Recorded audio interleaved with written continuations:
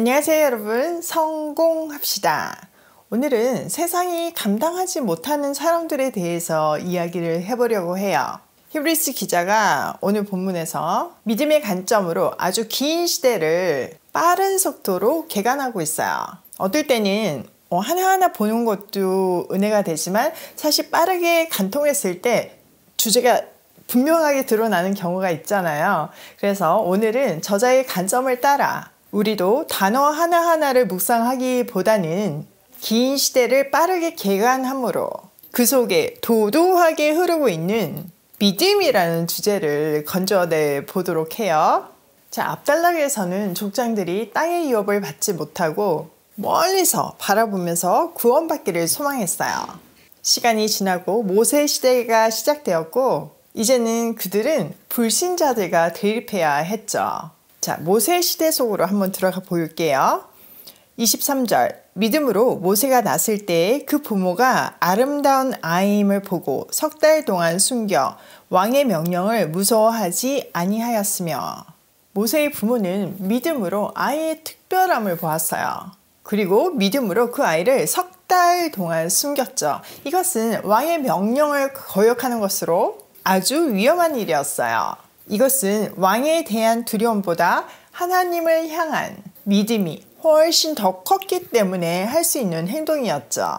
자, 24절. 믿음으로 모세는 장성하여 바로의 공주의 아들이라 칭함받기를 거절하고 도리어 하나님의 백성과 함께 고난받기를 잠시 죄악의 낙을 누리는 것보다 더 좋아하고. 바로 왕의 공주, 더 정확하게는 하셉수트 공주죠. 모세는 이 하셉수트 공주의 양자가 되었어요. 역사적인 기록을 보면요, 그 당시 하셉수트의 파워는 대단했어요. 그리고 그에게는 직접 낳은 아들이 없었죠. 그러니까 입양된 모세가 왕자로서 누릴 수 있는 것은 엄청났어요. 왕위조차도 물려받을 수 있는 위치였죠. 그런데 그는 믿음으로 바로 왕의 공주의 아들이라고 불리기를 거부했대요. 그가 신분을 포기했다는 것은 누릴 수 있는 명예, 부, 영향력, 왕자까지 다 포기했다는 뜻이에요. 이집트의 지도자로서 히브리 사람들을 학대하는 죄악의 날을 누리기보다는 하나님의 백성과 함께 학대받는 길을 택했다고 말하고 있어요. 자, 26절.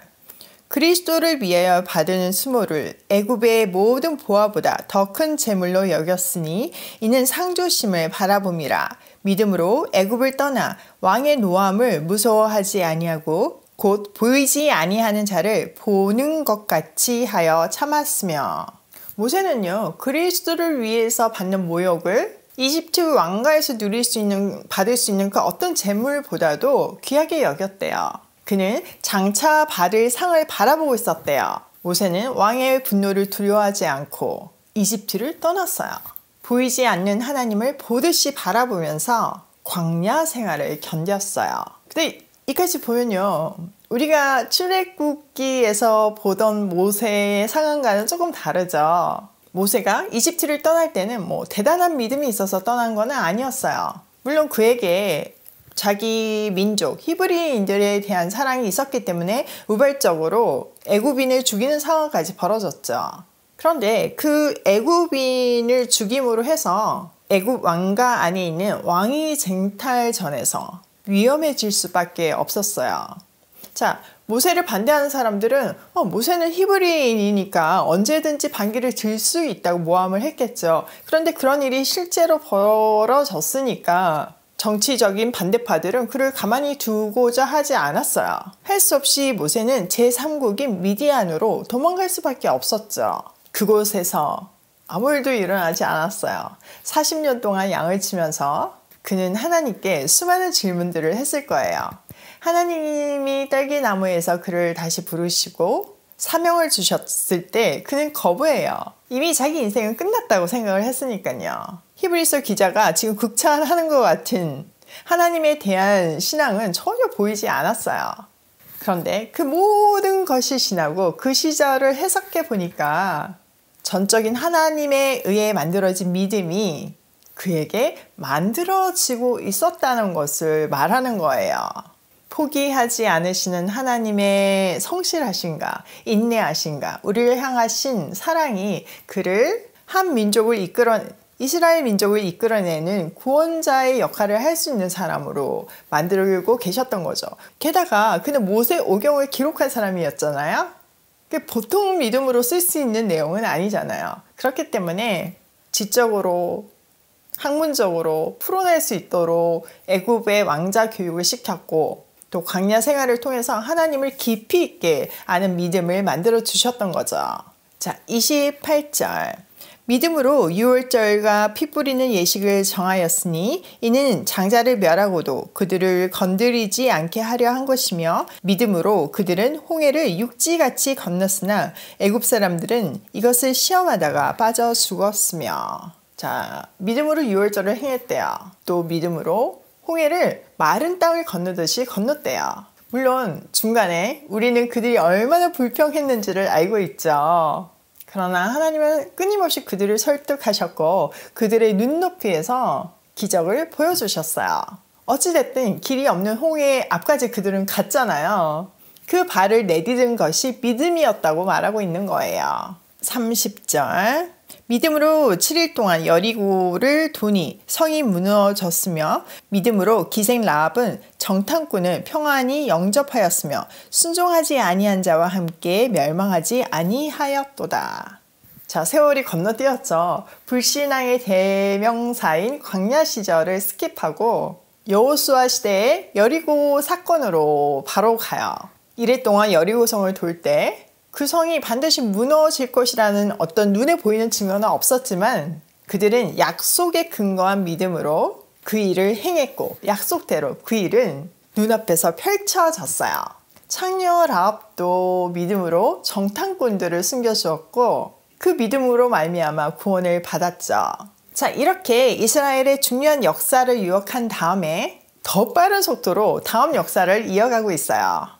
나열되는 많은 업적들은요, 한 사람에 해당되는 것이 아니라 여러 사람을 떠올리고 있죠. 다양한 시대에서 찾아낸 사람들과 사건들을 모아서 사람들이 살아간 시대가 아닌 그들의 믿음이 하나님의 스토리로 엮어지고 있다는 것을 보여주고 있어요. 한번 볼까요? 자, 32절. 내가 무슨 말을 더하리요? 기드온, 바락, 삼손, 입다, 다윗 및 사무엘과 선지자들의 일을 말하려면 내게 시간이 부족하리로다.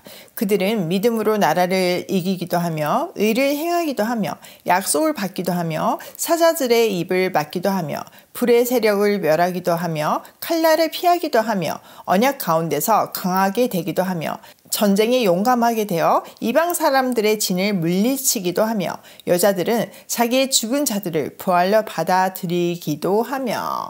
자, 여기에서는 대체적으로 군사적인 승리를 이끌어냈거나 위험이나 죽음에서 승리한 영웅들을 나열하고 있어요. 근데 여기에 열거된 믿음의 영웅들은 다 인간적으로 훌륭하지는 않아요. 예를 들어서 입다는 굉장히 경솔한 사람이었고 바락은 하나님의 명령 앞에서 엄청 주저했죠.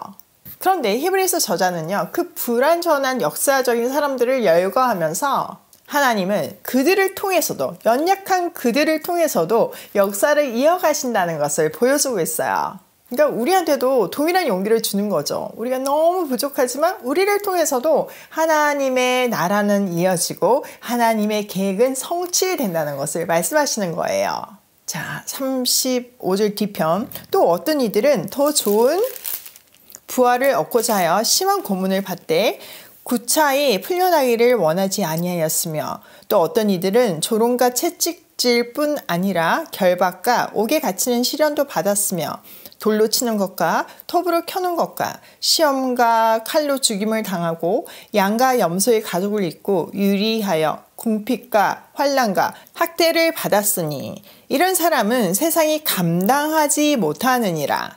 그들이 광야와 산과 동굴과 토굴에 유리하였느니라. 자, 이 단락에서는 고난받는 영웅들에 대해서 말하고 있어요. 우리가 너무나 잘 알고 있는 말이지만 믿음이 있는 사람들, 신실한 사람들에게도 고난이 찾아오죠. 오히려 고난이 친구처럼 따라다녀요. 여기 언급되듯이 조롱, 채찍, 투옥, 돌로 맞음, 톱으로 켬, 칼에 찔림, 궁핍, 학대, 또 극심한 고난 속에서도 그들은 믿음을 지켰어요. 세상적으로 보면요, 그들은 구원을 받지 못한 실패한 인생처럼 보여요. 그러나 하나님은요, 그들의 믿음을 통해서 그 시대를 구원하셨어요. 또 다음 시대를 이어갈 남은 자들을 세우셨고 준비시키셨죠.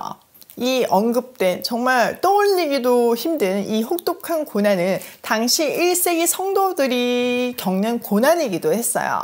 그들도 투옥 당했고 톱질을 당했고 원형 경기장에서 맹수의 밥이 되기도 했어요. 가난과 학대를 견디다 못해서 그들은 광야와 산과 동굴 속에 숨어 살았어요. 또 땅을 파서 굴을 만들어 살았죠. 그렇지만 먹고는 살아야 되니까 밤에 양과 염소의 가죽을 뒤집어 쓰고 나와서 먹을 것을 구했다는 기록들이 남아있어요. 그 얘기를 하는 거예요. 자, 히브리서 기자는요, 이런 사람은 세상이 감당하지 못하느니라 이렇게 기록하고 있는데, 이 말은 세상이 너무 악해서 이런 믿음의 사람들이 살만한 곳이 못 된다, 이런 뜻이에요.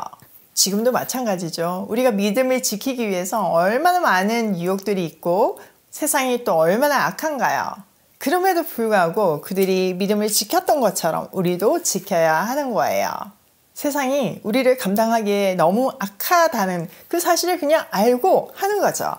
더 나아가서는 내가 있는 곳에서라도 그런 악한 문화가 아닌 하나님의 문화가 나부터가 만들어지기를 소원하면서 그런 문화를 만들어 가야 하는 거예요. 저도 회사에서 정말 그런 문화를 만들어 가려고 최선을 다하고 있는데 점점 그 하나님 나라 문화가 정착되고 있는 것 같아서, 또 믿지 않는 직원들에게까지 영향을 주고 있는 것 같아서 너무나 감사하고 행복해요. 자, 39절. 이 사람들은 다 믿음으로 말미암아 증거를 받았으나 약속된 것을 받지 못하였으니 이는 하나님이 우리를 위하여 더 좋은 것을 예비하셨은즉 우리가 아니면 그들로 온전함을 이루지 못하게 하려 하심이라. 자, 모든 시대, 그 과거나 현재나 모든 시대의 신실한 자들을 함께 묶고 있어요. 앞에서 언급한 믿음의 사람들은 믿음으로 훌륭한 사람들이라는 평판을 얻었지만 약속된 것을 받지는 못했죠. 그러나 약속을 받고 그게 성취되고 눈에 보이고 이것은 그들의 믿음의 판단 근거가 되지는 못해요.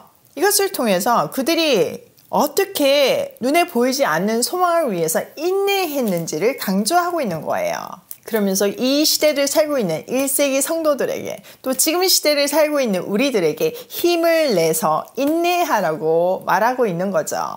히브리서 기자는요, 마지막으로 우리가 아니면, 지금 이 시대를 살고 있는, 지금 이 편지를 받고 있는 우리가 아니면 이전 세대들이 온전함을 이루지 못할 것이라고 말해요. 그러니까 그들의 믿음이, 그들이 바라보는 것들이 다음 세대를 통해서 이루어지고 성취되고 이어지고 있다는 것을 말하는 거죠. 이전 세대와 지금의 신실한 사람들을 이렇게 연결하고 있어요. 시대와 세대를 초월하는 하나님의 백성들의 연합을 강조하는 거죠. 주님 다시 오시는 날 모두가 동일하게 영원한 영광의 유업을 받으며 주님과 연합하게 될 것이에요.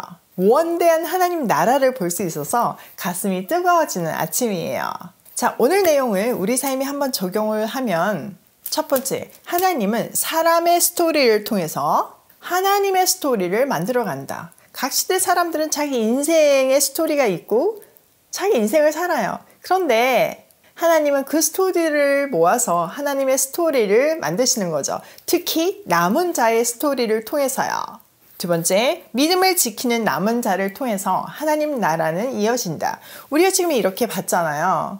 그들의 직업이 다 다르고 그들의 시대가 다 다르고 그들의 역할은 다 달랐지만 하나 공통적인 것은 언약 위에 세워진 굳건한 믿음으로 소망을 바라보며 살았다는 거예요.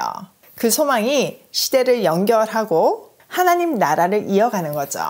세 번째, 세상은 믿음의 사람들을 감당하지 못한다. 즉, 세상은 믿음의 사람들이 살기에 적합하지 않다. 우리가 믿음을 다 펼치려면 너무나 제약이 많은 것이 이 세상이잖아요. 악한 법도 있고 악한 제도도 있고 악한 사람들도 너무나 많아요. 그냥 알고 우리는 시작해야 해요. 그러니까 그것 때문에 좌절하지 말고 알고 그것을 이겨내고 감당해야 하는 거예요. 오늘도 나를 통해서 하나님의 역사가 쓰여짐을 기억하며 고고싱해요.